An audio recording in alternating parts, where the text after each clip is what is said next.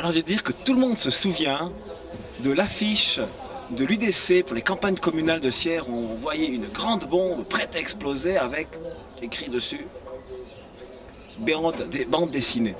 Donc affiche scandale à l'époque, c'était avant qu'on sache que la commune allait couper les subventions à l'ancien festival. Bref, chapitre suivant, allons un peu plus loin.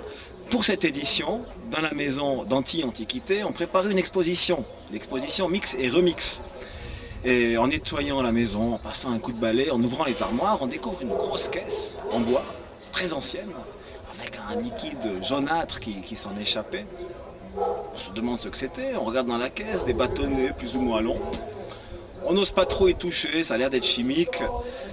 Sur ce, on continue nos travaux, mais les semaines passent, on se dit que ça pourrait être dangereux parce que les gens vont venir dans cette exposition. On appelle Stéphane Ganzer qui est dans les pompiers. Et il s'est avéré que c'était 40 kilos de dynamite qui datait d'avant la Deuxième Guerre mondiale. Prête à exploser, puisque la dynamite, avec le temps, devient très sensible. Il suffit d'un changement de température, de quoi que ce soit, un petit choc, pour que ça pète. Et toute la rue du bourg a été complètement coupée du monde. La circulation était bloquée, la police nous a évacués au café des Amis, qui est 500 mètres plus loin, en attendant la fin des manœuvres. Donc la BD a failli péter le feu avant même de débuter.